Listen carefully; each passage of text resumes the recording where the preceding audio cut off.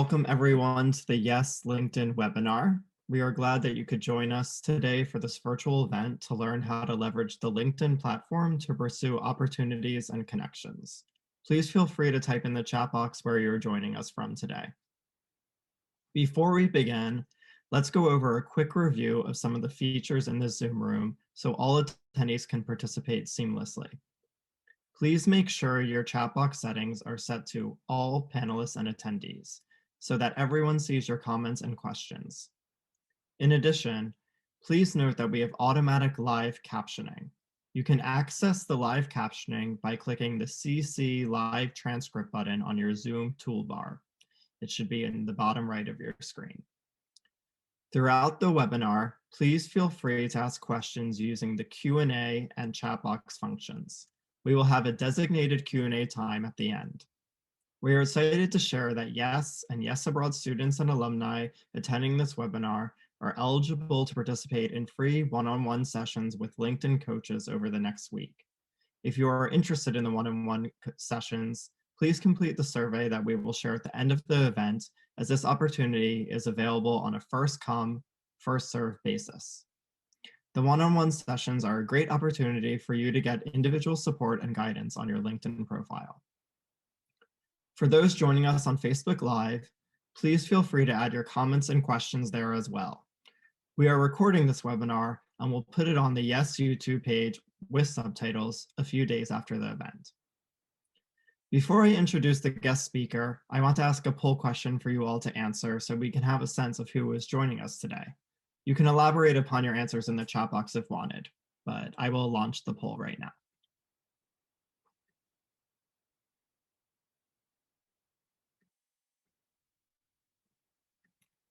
So I've launched the poll, so please take your time to answer.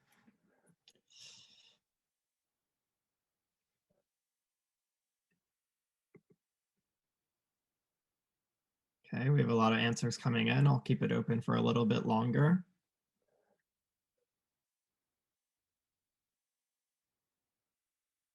All right, I'll leave it just 5 seconds longer, maybe. Okay, I'm going to close the poll now. And I will share the results. So you can see that 64% of the people here are a YES student or alumni, 11% are a YES Abroad student or alumni, and we have some prospective applicants along with staff as well. So I'm great that we have a diverse range of people here. And thank you for answering. Now I would like to introduce our guest speaker. Next slide, please. We are lucky to be joined by Taryn Rickett, a senior UI engineer on LinkedIn's growth team in San Francisco. When not coding, she spends time as a LinkedIn coach, introducing newcomers to the platform in an effort to close a network gap. Before joining LinkedIn, she spent time in France working with startup nonprofit Connexio to promote the inclusion of refugees in the workforce through tech skills training and community building. She is a strong believer in the power of mentorship and volunteers with Tech Women as a professional mentor to uplift fellow women in tech worldwide. Taryn, we are so glad that you're able to facilitate this webinar today. Please take it away. Hi, everyone. I'm so excited to be here. Thank you again for having me.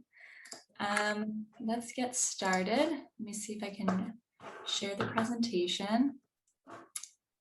So I've given this presentation quite a number of times as a LinkedIn ambassador, which I did in between my internship and full-time. This is the first time I've done it over Zoom, so please don't hesitate if I'm talking too fast, if there's any technical difficulties, just let me know. But really excited to talk to you guys today about LinkedIn. So, can you guys all see the presentation? Yes. Great. All right, so to get started, oops, there we go. I'd love to hear from you guys where you're at with your LinkedIn profile before we start jumping into it. I think we have another poll. If you don't have your LinkedIn account logged in yet, or if you don't have an account at all, I do recommend that you get started. It'd be it might be helpful to you to have it side by side as we go through this presentation. I've launched the poll. Great, thank you so much. And while those roll in, I'll just talk a little bit about what we'll be covering today. So our first section is just going to be about what LinkedIn is. And then I'll dive into how to build out your LinkedIn profile. So we'll be walking through kind of the different sections of the LinkedIn profile and some tips. And then finally, we'll talk about how to leverage your LinkedIn to actually connect to others and connect to opportunity. And then as mentioned, we'll close out with some Q&A. Okay, I will share the results now. Great. So it looks like a lot of you are actually pretty familiar with LinkedIn, and we have a couple of people who are getting started. So that's a great blend. Taryn, before you go on to the next slide, the view on the screen is of like the thumbnails as well of your slide. Is there any way we could make it full screen? Yeah, I think I might have shared my speaker notes. Does this look better? That's perfect. Thank you. Okay, great. Well, thanks for stopping me. All right, so to talk a little bit about what LinkedIn is, LinkedIn in a nutshell is a place to build your professional network and for you to connect to opportunity. So as you can see from some of the facts here, you have millions of employers, millions of recruiters, people from all over the world, all on LinkedIn. So it's a really great place to start getting connected. One of my biggest goals for you guys today is really to break down this like intimidation barrier that I think a lot of young people, especially people earlier in their career, feel when thinking about LinkedIn. It's pretty similar to the other social networks that you're probably more familiar with, like Facebook, Instagram, whatever. The main difference is that those are really about branding yourself personally. It's your personal life, where LinkedIn is all about expressing yourself professionally, what's going on in your professional life. So hopefully I can take some of the pressure and the stress off of what you might perceive LinkedIn as today. Before going any further, I have a couple of terms that you might hear me use that I just thought might be nice to define. So at LinkedIn, when we talk about workforce, we're talking about the people who are currently working or are available to work in a specific region or globally. For LinkedIn, the vision is actually to create economic opportunity for every member of the global workforce. We also have connections. So connections are your contacts on LinkedIn. Similar to how you say you have a friend on Facebook, you have connections on LinkedIn. You also have your network, which is just generally a term for a connected community of people. So specifically in this presentation, we'll be talking a lot about your professional network, which can encompass a wide range of relationships that you have in the professional world. And finally, you'll also probably hear me mention referrals, which is when one job seeker is recommended for a job by a connection or someone within their network, typically. Yeah. So to get started, the LinkedIn profile, as you can see here, the way we see it is that your profile is your story. So what I'll be talking a lot about today is your professional brand. And so here's another kind of moment to do some interactions in the chat. If you guys are unfamiliar with a professional brand, if you haven't really thought about it for yourself yet, I'd really encourage you to either write it down for yourself or share in the chat 3 words that you think your friends would use to describe you. This is a great way to kind of start getting in that frame of mind of how you are perceived and how you want to be perceived, which is really a lot about what the professional brand is about. For your professional brand, you want to think about how you want to present yourself to people within your network, people within your larger community, and how that will relate to your career. And specifically what I'll be mentioning a lot is telling your professional story. So that's the culmination of all of your experiences that lead you to be the candidate that you are today. So now I'll kind of walk through a bunch of the pieces of the LinkedIn profile. The first and maybe most important part of your LinkedIn profile is your photo. This is obviously really key to identifying yourself across LinkedIn.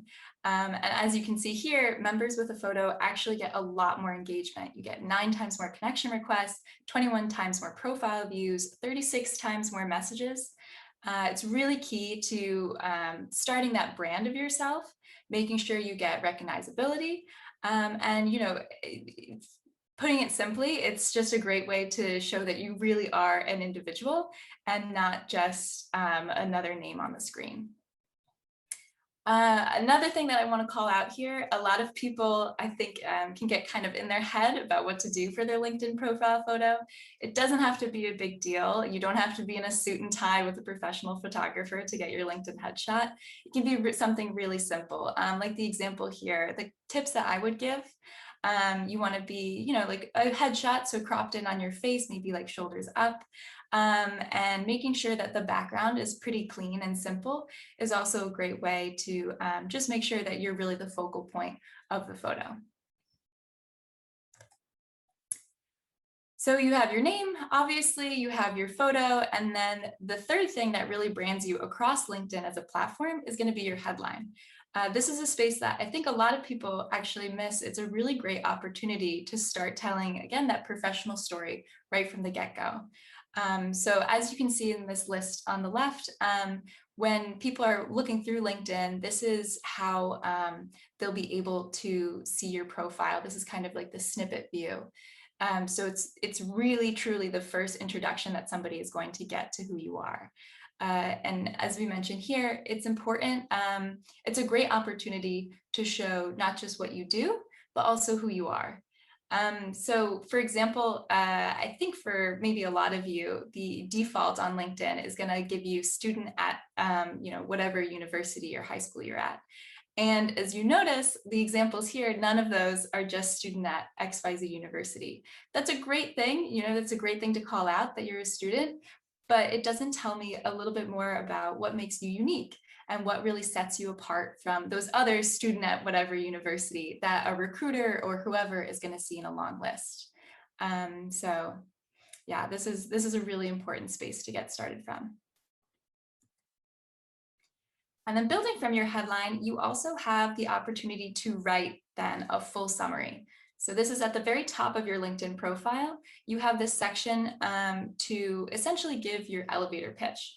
For those of you who haven't heard of the elevator pitch before, the way you should think about it is if you got into an elevator, maybe with like, you know, whoever your like biggest hero is, let's say the doors close, it's just the two of you. You have just that short amount of time to introduce yourself before the doors open again. So what are the most crucial things that you want to communicate? And again, this is truly the introduction to your professional story, to that professional brand. This is your opportunity to really speak, again, what makes you unique? Why should I talk to you first? Why are you the right person for this job? This is all that space to tell that story and make those connections. We also recommend 40+ words. That's going to help bump you up in search as well. So all of these little tips about like specific numbers, everything you add to your LinkedIn profile is going to add to how you show up in general search and how you show up also in recruiter search when you are job seeking. So it's really important to fill these out, not just to communicate that brand, but also to get your name out there. Everybody always loves a template. So here's a little template for your summary. If you're, you know, having trouble getting started on writing something, I'd recommend, you know, take a screenshot of this if you guys are interested. But the easy formula is just first 2 sentences, just a little bit about who you are, maybe more factual, and then take the next 3 to 5 sentences to talk about your experience, your skills, your passions. That's really important. What drives you? What are you interested in? And then the last like 1 or 2 sentences just to follow up and tie it out, talk about your future goals, what you're looking for, what you're interested in, and how members can engage with you further. So also right below the summary, you also have the featured content section. This is a really cool section to add rich media. So you can add links, you can add PDF, you can pin LinkedIn posts you've made or articles you've written. All of this can go right after the summary. And again, it's a great way to kind of tell your story right from the beginning, give people a lot more insight, more than just a headline, more than just the elevator pitch. Now you have the opportunity to learn even more about who you are and how you operate. Finally, you have kind of the meat of the profile is your work experience. This is also a place where you can add rich media, which I really recommend. And this is really important to building out your profile, explaining, kind of giving credibility to the professional brand and the story that you're telling. The work experience that you add here, it doesn't necessarily have to be, exact industry experience, maybe a big internship you had or a first-time job. It can be a lot more than that. And it changes over time. So for me, I had being a teaching assistant was a big part of my profile. When I first joined, I also had experience at a nursery school. And even though that doesn't directly relate to my job now as a software engineer, I used that all and tied it all together into my professional story and my professional brand. So it's great to really fill this section out and include everything about yourself. You want to talk about the skills you learned, the transferable skills, the hard skills, the soft skills, and just elaborate a little bit about what exactly you did. And as you can see, this is another really important section to getting more and more engagement on your profile. You also have volunteer experience. So people might, when you first think about it, when I talk to people about their LinkedIn profile, a lot of people kind of brush it off that volunteer experience isn't important. It so is. It's a really great thing to add to your profile.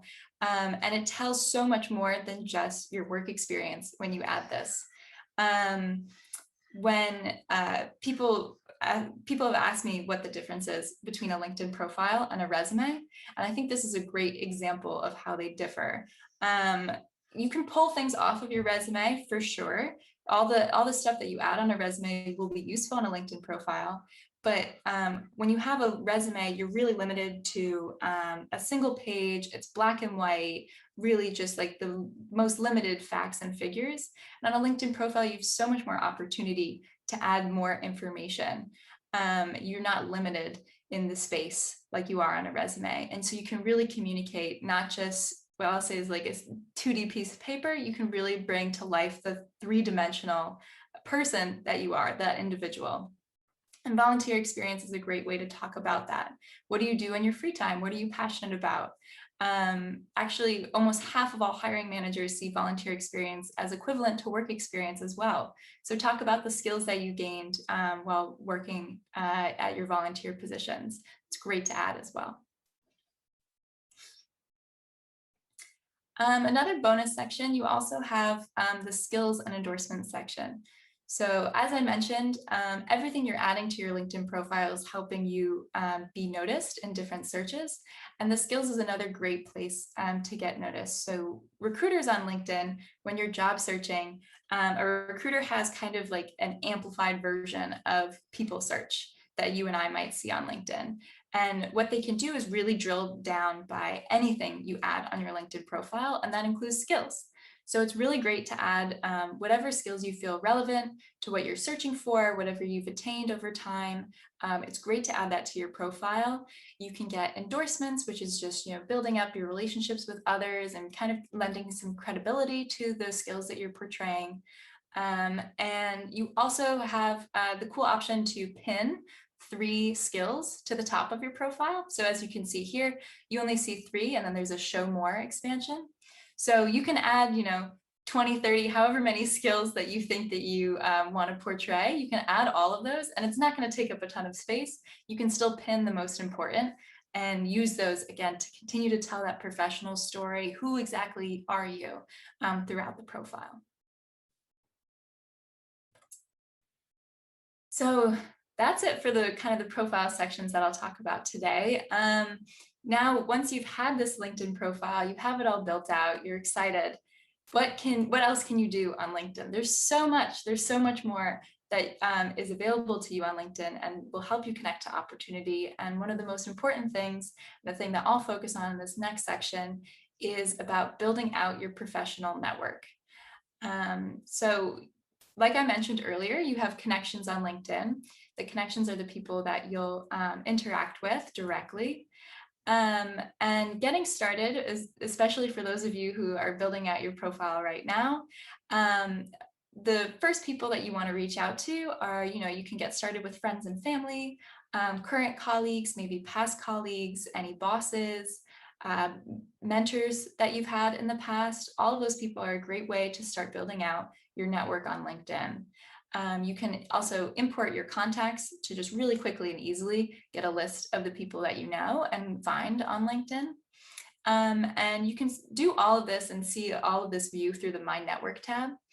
And on this tab, the more you engage with people, the more you connect with people, the smarter this people you may know feature will get over time. So you'll start to see like, oh yeah, that is like my old friend from middle school or high school. I'd love to see what they're up to. You'll start getting that more and more the more you engage on the platform and the more you connect. So when you do connect with people, one thing that I would really recommend is adding an invitation to your request. So you have this limited amount of space where you're able to actually write a little bit of a personal note. And this is a great way to, again, start distinguishing yourself from other people. When you add a note to your connection request, what it tells me is that I'm not just a random button that you've clicked. You actually are interested in talking to me further, getting to know me, and this is a genuine invitation to genuinely connect. It's also a great way, like an example here, talking about meeting earlier at a conference. When you're in a space where you're meeting so many people at once, it can be hard to keep track of names and faces. And this is a great way to, make sure, kind of like bump up the possibility that they'll remember you and connect with you. And in the future, they automatically have a reminder of how you guys met, how you guys were connected in the past. So really all around, definitely think about adding requests to your invitations when you connect.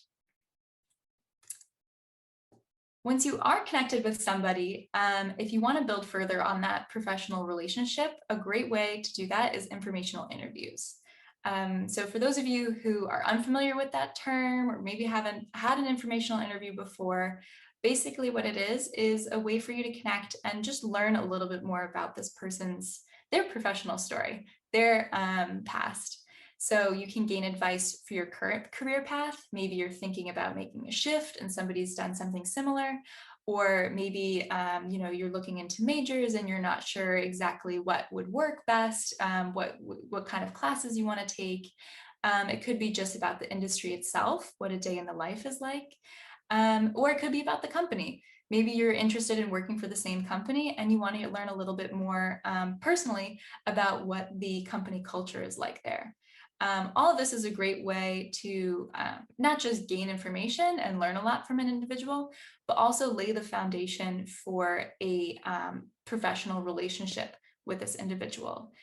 So even just something quick like a coffee chat for 20-30 minutes can really be a great way to connect more deeply with a professional in your network who in the future might be the right person to connect you to opportunity.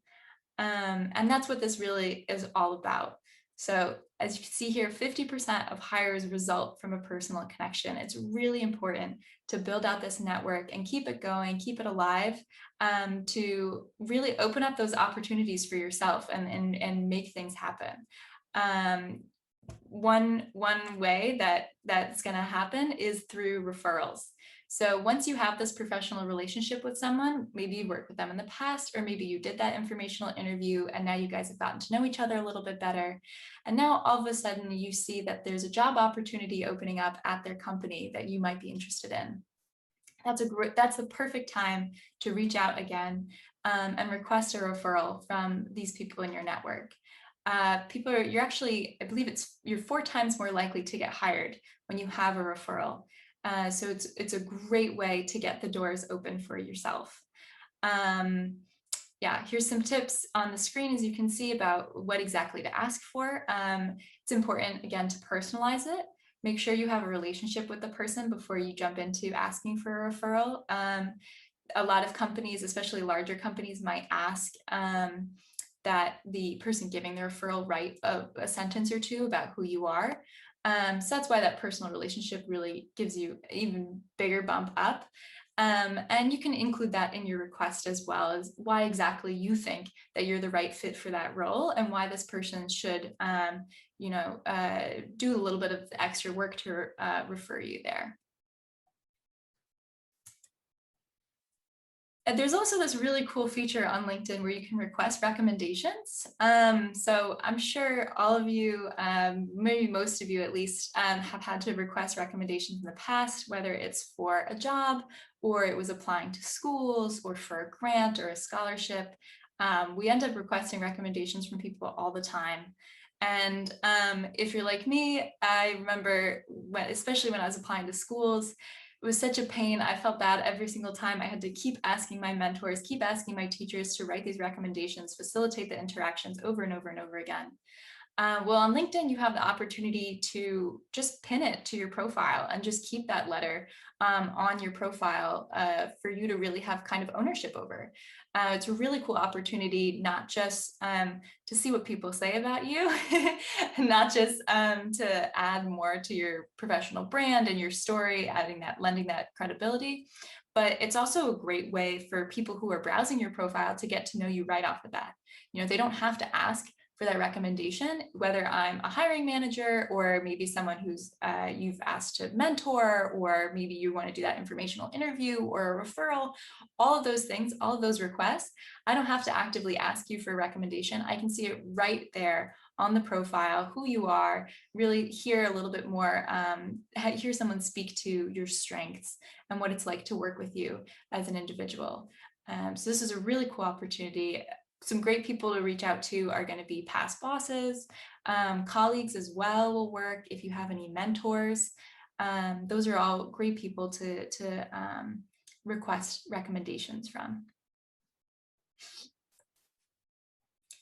So beyond just people, we also have a lot of pages on LinkedIn.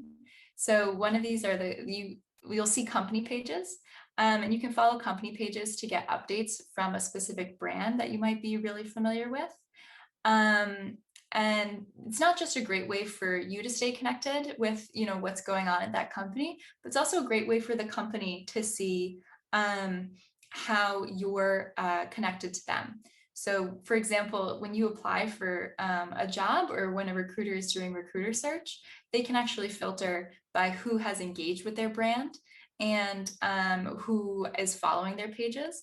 And so again, kind of lending that credibility to the fact that you are genuinely someone who's interested in that brand, interested in that company, and you're not just saying it for the job interview. You can actually prove it through LinkedIn, which is pretty cool.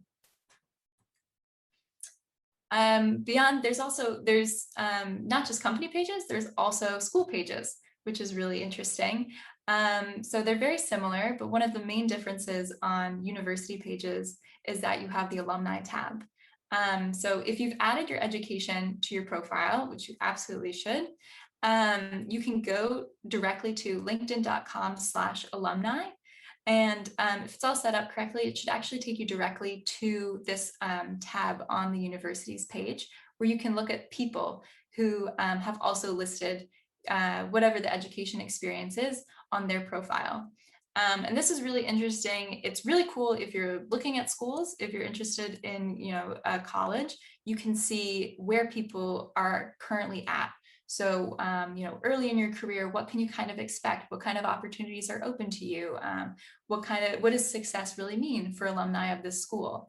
And it's also really, really key when you're looking for those informational interviews, when you're looking to make new connections. This is a great opportunity to filter. Let's say, for example, on here, maybe you really want to work for Apple one day. You can filter by Apple, and then you can see who's working at Apple in San Francisco. And then you'll have a list of individuals that you can go through, and you can see, oh, wow, that's exactly what I want to be doing. I'd love to hear more from this person about what their life is like there, how they got to this point, what advice they might have for me. Just really cool way to expand your network, build on it. because alumni I've found really kind of stick together. It can seem a little intimidating to kind of cold call somebody on LinkedIn, but they genuinely, especially when you have that alumni connection, when you have, it's more than just a cold call. You do have something to talk about. You do have a jumping off point. People are really receptive to it. And I think actually, if I pass it off here to Alexander, I think you guys have a page that you wanted to talk about as well. Yes. So if you're finished with your presentation, then we can share our screen. Yeah. Micah, can you put up the slides, please? Thank you so much, Taryn. That was really great and informative, and I'm sure it helped out a lot of people here. And now that Taryn has given you so many tools that you can use to improve your LinkedIn presence and profile, I just wanted to briefly provide those in the YES community with some ideas specific to YES and YES Abroad that we have created for LinkedIn and that can be used by you guys to help improve your professional opportunities. So first of all, as Taryn alluded to, we have KLYES, Kennedy-Lugar Youth Exchange and Study Program page, which is an educational institutional page. So I encourage everyone to follow it. The link to it is here, and we'll drop it in the chat as well. And it just will provide you with some updates on announcements and information about YES workshops and webinars, stories about alumni, opportunities for YES alumni, and more. So I definitely encourage you all to follow that page if you don't already. I just put it in the chat. Number two, as this LinkedIn page is registered as an educational institution, you have the ability to add YES or YES Abroad to your academic experience, just as you would do with your university, for example. So you can put the year of your exchange, you can put your placement location, and this will allow employers and other LinkedIn users to recognize you immediately as a YES or YES Abroad alumni. And here are two examples on the screen. Next slide, please. And then as Taryn was mentioning, this is a great way then to connect with your fellow alumni. So after adding your YES or YES Abroad experience to your LinkedIn profile, you can also use this page to find other YES and YES Abroad alumni, including by their field of work. This can be a great tool for networking and connecting with alumni who are in your sector or maybe a sector that you're interested in, or just finding people to connect on different professional opportunities. Finally, you also have the ability yourself to join or create a group with other YES or YES Abroad alumni. I've noticed that different groups, different alumni in different countries have created their own LinkedIn groups. So that's something that you can do if it doesn't exist already in your country. But you're also free to create groups maybe based on an academic field or some career goals. So that's just another chance you have to really use LinkedIn and the alumni network of YES and YES Abroad. So LinkedIn is a really powerful platform with so many tools, so please don't hesitate to use it. So with that all finished, we will move into the Q&A session. You guys have been asking some really great questions so far. Please continue to do so in the chat box and through the Q&A. I think we can exit the presentation mode. So Taryn, there's already a lot of questions in here, so I'm just gonna get started right now. So someone asked a question about the resume. So should I add my resume to the featured content section? That's a great question. It's really up to you. A lot of people do. I would recommend it. I think it's a great way to include that right off the bat, especially for a recruiter who might be interested in seeing it. But yeah, that's exactly what that section is for, that kind of rich content like that. Great, thank you. And we had another question about kind of adding content as well, and that is how much and what details should we add to each of our work experiences? What is your recommendation there? Yeah, really, honestly, like as much as possible. Again, this is kind of the big difference between a resume and the LinkedIn profile is that you're not limited. You have a lot of space to be able to elaborate on it. So It's up to you. You can do, I would probably recommend paragraph form over bullet points as well. It kind of, again, I know I keep talking about it, but that professional storytelling, telling that through paragraphs is going to be a little bit more engaging and give a little bit more of your own voice to the profile. But yeah, talk about what you did exactly. Achievements you had are really great to include, especially if you have, you know, like facts and figures. You know, I doubled the size of the team, anything like that. And the skills that you built while you were there. Great, thank you. Someone asked a question about networking. So what is the best way to send a personalized invite, especially if it's an industry leader who gets a lot of invitations? How can you stand out? Yeah, that's a good question. For that, it's going to be hard to stand out, right? I'm not going to have an easy answer for you. That if you have like the secret code word that, you know, the CEO of Google is going to notice your profile. It's tough. What I would probably recommend is building up your network to get to a more personalized place with more industry leaders. So you might not right away get a reply from a CEO of a company, but you might know somebody who knows somebody who knows somebody who's a VP there. So kind of building out that network and working your way up is really going to be important to connecting to more and more people. And so I don't think I touched on this in the presentation, but on LinkedIn, you'll see you have first, second, and third degree connections. So your first degree connection is someone you're directly connected with. So for example, Alexander and I. And then moving on from that, you have the people that you might not be directly connected with, but that you have one person in common. So kind of like a not mutual friends, but someone that like you know you have a mutual friend of. And then so that's great people to find. If you do see people who are secondary connections, that's a great way to start building out your network as well, because you know you have somebody who can introduce you and give you you know, that first personalized note, which can be a great way to make yourself stand out. It's a little less of like a cold call. And then on from that, you have third degree connections, which means you don't have someone directly in common, but you have somebody somewhere in the middle that you are both connected to. So a little bit farther away, but still somewhat related to your network. Great, thank you. And here we have a question about endorsements. So how can we get endorsed for our skills, maybe without asking others to endorse us? Or what is the best way to go about getting endorsements from others? The way I view endorsements is a lot related to basically just like relationship building. I know people can get a little hung up on the endorsements section. It's okay. You know, I don't think anybody is not going to believe your skills if you don't have 20 endorsements from industry leaders. What it really tells me when I look at someone's endorsements is that they have close working relationships with these specific people. And so with that being said, I also would probably see it as kind of transactional. So you don't necessarily have to reach out to somebody and say like, will you recommend me for X, Y, and Z? But you know, if I go to my friend's profile or my coworker's profile or my boss's profile and I endorse them for a couple of skills, most of the time they'll come back and they'll endorse me on my profile as well for the skills that they think really stand out. So again, kind of ties back to relationship building at the end of the day. Great, thank you.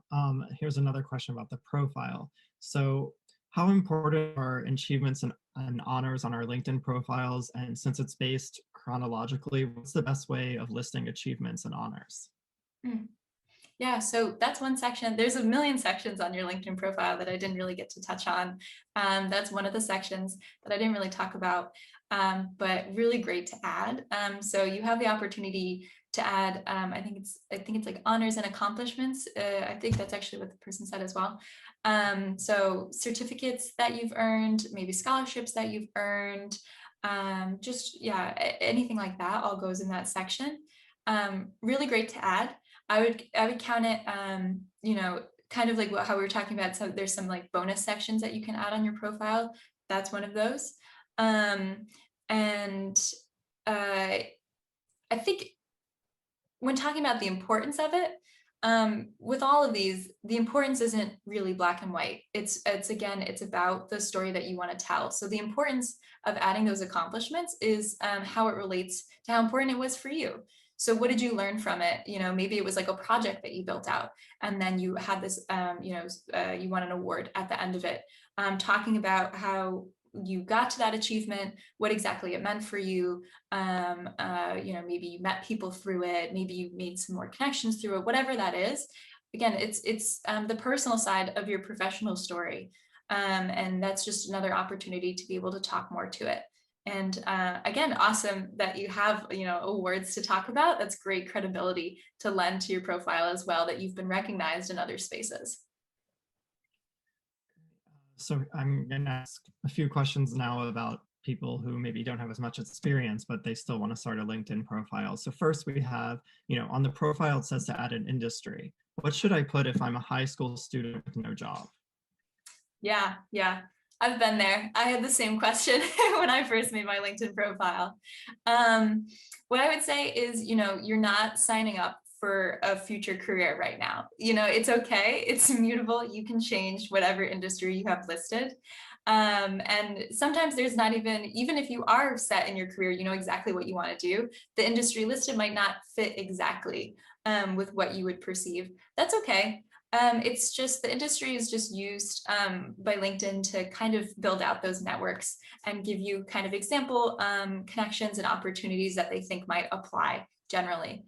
So if you're a high school student and you have a million things that you're interested in and you're not sure how to pick just one, that's totally fine. Just pick an industry that you think you might be, potentially interested in.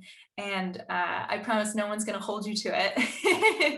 It's totally all right. And I've changed mine plenty of times over time as my career interests have changed and my experience has shifted. So yeah, don't worry about it. It's really the short answer. Great. And now we have a similar question from someone who's in university. So what can someone in university put if they don't have a lot of experience in studies, but they have some maybe because they've started college already? Mm-hmm. Yeah. So if you haven't really kicked off your career yet, I would really look at a lot of the LinkedIn profile as kind of from like an ambitious standpoint. Where do you want to be? Where do you see yourself? What are you interested in?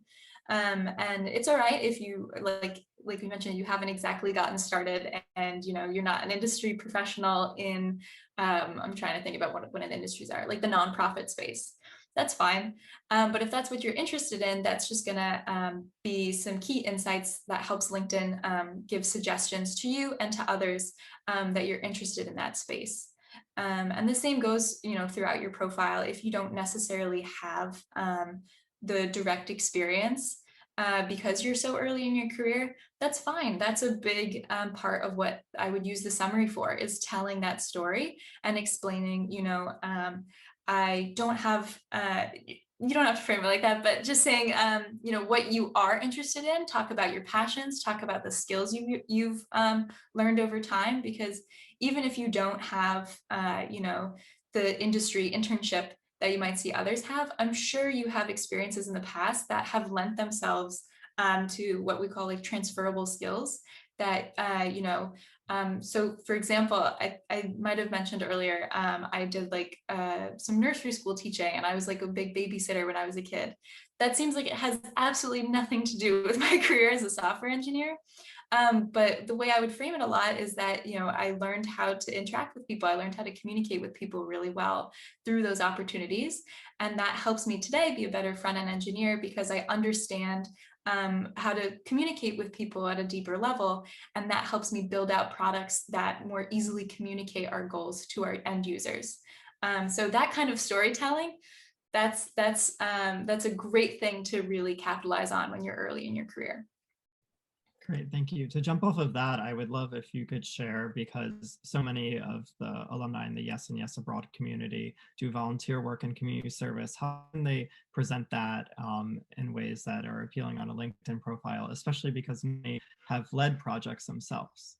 Mm-hmm. Mm-hmm. So there's a bunch of different ways. It just depends on your personal situation, how you want to frame it. So like I mentioned, the most clear-cut one is the volunteer experience section. That's a great way to just call out numerous things that you've participated in. And you have the opportunity there to write a little bit about what exactly your role was, what you learned through that experience.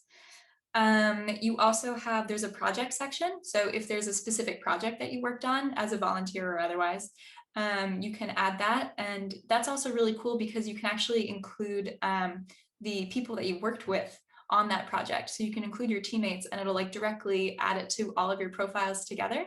So that's a really interesting way to, again, speak a little bit to something larger that you might have built.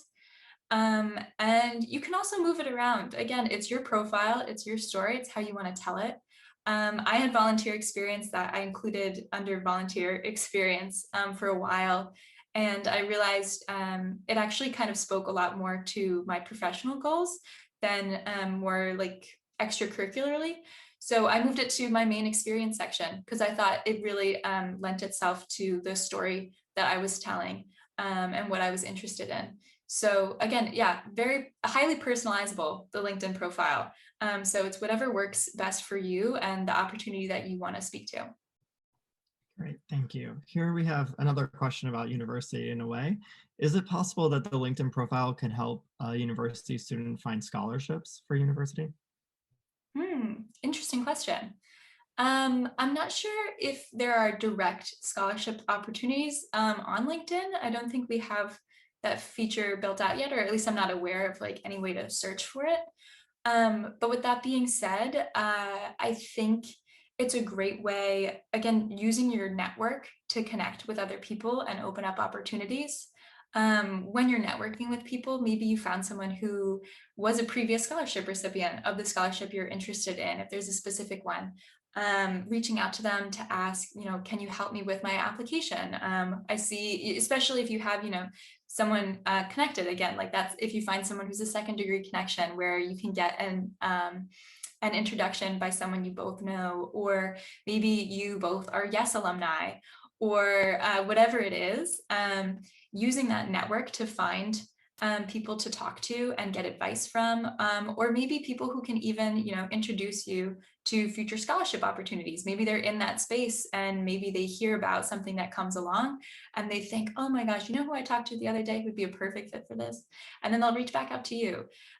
So it might not seem like there's yet like direct scholarship opportunities on LinkedIn, but indirectly through this relationship building and through this networking, you can really open those doors. Thank you. Does LinkedIn provide content such as this PowerPoint presentation that you gave today for people to provide training for their alumni on using LinkedIn? Actually, I think there's a couple links. I'm not sure if we're sending them out after the presentation, but there are, so LinkedIn, like I mentioned, there's a million things on LinkedIn. We just touched on a very, very small part of it. And one of the many cool features on LinkedIn is LinkedIn Learning. So if you guys, some of you might have heard lynda.com, that might be a little bit more familiar to you. LinkedIn Learning is LinkedIn's online courses platform with lynda.com content. And so it has this huge number of courses on, as many topics really as you can think of, including LinkedIn.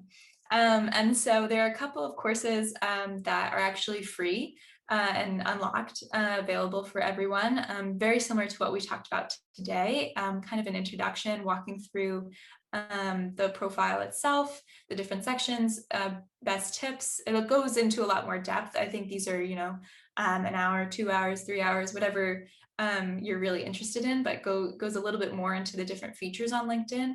And I really would recommend checking those out if you're interested and sharing those with others if they're interested in building out their LinkedIn as well.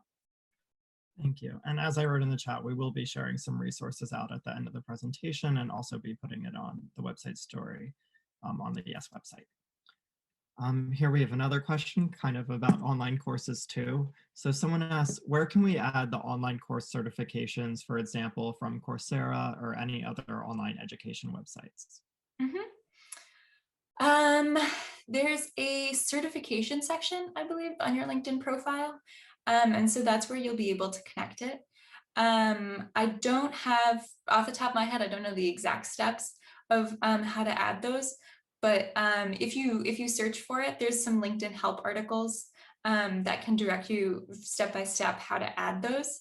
For example, like on the LinkedIn Learning courses, it's actually very easy to add that certification to your profile since it is built into the platform. So once you finish, so for example, if you watch the Rock Your Profile LinkedIn Learning course that we were just talking about, if you watch it all the way through, LinkedIn automatically notes that you've completed the course, and at the end there's an option to add that certification directly to your profile. Super quick and easy. Beyond that, yeah, you can I'm sorry, I don't have like the direct step-by-steps, but it should be pretty easy to find a help article to find how to add similar courses like Coursera and things like that. Thank you. Here we have a question about kind of the LinkedIn platform as LinkedIn Premium. So what is the usefulness of, and when would you recommend maybe using LinkedIn Premium to someone? So LinkedIn Premium, for those who are unfamiliar, unlocks just a couple of additional features on LinkedIn. So LinkedIn Learning, like we were just talking about, you unlock all of that content. It's not just like there's some limited free content, but there's huge libraries that are unlocked with Premium. Also available with Premium is the ability to send more than just that little invitation with a connection request. So as a free user, I think you're limited to 250 characters when you're sending a connection request to say, you know, we met at the conference, I'd love to connect. With Premium, you have the ability to, you know, you could write like an email length introduction if you're interested in doing so. And there's a bunch of other features additionally that are included with LinkedIn Premium. Those are kind of like the big call outs that I would mention. Actually another huge call out is you have like unlimited search capability as well. So you might hit a search cap if you're on free. All of these, especially the introduction, the ability to send a longer introduction, and the ability to have more searches and more powerful search with Premium, that's exactly, you can get Premium for free for 6 months as a 6-month trial. Or maybe it's 1 month, actually. I think it might be 1 month free. But you can get a free trial, and I really recommend, especially to students, to use that very strategically. So think about the right time for you to leverage those opportunities, which in most cases, I would argue probably when you're job searching. So I've talked to a lot of friends about this. Make sure you've done your research, you know, have a good idea about what exactly you want to search for, what exactly, you know, who you want to connect with perhaps, and maybe have a list ahead of time, and then unlocking that free month and being able to really make the most of it in that time is a great way to leverage those capabilities on LinkedIn. Great, thank you. Someone had a question, how can you best use LinkedIn polls? LinkedIn polls. Okay, so I think they're talking about on when you're actually posting content on LinkedIn, which is another of the many features which we didn't really have time to touch on. LinkedIn polls can be a really fun way to engage with your network. In general, I would recommend posting on LinkedIn. Again, it really lends itself to relationship building, building out that network. You get to get your personal voice on the platform, and polls are one way you can just really easily kind of start conversation. So the polls, for example, I've seen a lot of like work from home polls where it's like, oh, you know, how many of you are working with like how many of you have like gotten up for coffee today, or how many of you have already had to like walk your dog or do chores, things like that. It's just a fun way, really like low barrier of entry kind of conversation starter. So it's great that you know about polls. I hope you've been using them. And in general, just I think it also kind of speaks to the fun side of LinkedIn, if I can say it. Like I mentioned at the very beginning of the presentation, I think there's this like facade of intimidation sometimes with people earlier in their career. And LinkedIn can get really personal and really open when you start engaging with it more actively, and that includes posting. It's really, I've made some posts and it's actually been really surprising to see the engagement I get, and really heartwarming to see the people who respond to you, old mentors and stuff that end up reaching out because of the posts that you make. It's pretty cool. It's pretty cool to see, and kind of speaks to the power of your network when you do. Yeah, definitely recommend using them. Great. So yeah, we have another kind of question about content, which is like, how does what I like, share, comment affect my professional brand? And should I restrict my posts and likes on LinkedIn to my professional field? And a similar question, which is, what is the ideal number of hashtags for getting maximum traction? So. Mhm. So the engagement that you do on LinkedIn is also a little bit unique versus like other social media sites. So what you'll see on LinkedIn, you have your main feed for those who are a little unfamiliar, where you'll see posts by people you're connected with, but it's also things that people have liked. It's also things that people have commented on. It's also things not even in your first degree, it's people who are your second degree, so that like, one step removed connection. You also might see that in your feed. So I wouldn't get too hung up on making sure that it's strictly related to your industry when you're engaging with content on LinkedIn. When we're talking about your professional brand, it's not just specifically the experience that you have and the industry that you're in. It's also that professional voice that you want to have on the platform, and that's a lot more than just the latest technology from your industry. It's also how you interact with your coworkers and what's important to you in a job. What are you looking for in a company culture, and then even extracurricularly outside of work. I have, for example, I think on my LinkedIn profile, one of my top skills is dog appreciation. And I think it's just a way to kind of break it down a little bit and just be a little bit more human on the profile. And so I wouldn't restrict yourself when engaging with content. If something's interesting to you, go ahead and like it, go ahead and share it. I think that really speaks more to who you are, which is what people are looking for at the end of the day. As for the hashtag question, I don't have an exact number. I'm not sure exactly if there is even a magic number for getting engagement.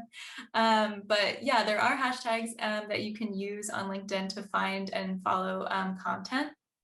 So definitely adding those in general is going to be useful. For example, at LinkedIn, we have a hashtag LinkedIn Life that employees use to talk about like the LinkedIn culture and the brand. And that's a great place that people can, all at once kind of filter through posts and see what life at LinkedIn is like. And so leveraging that is a great way to get your post out there and again, build your network and connect with people who you might not otherwise get to meet.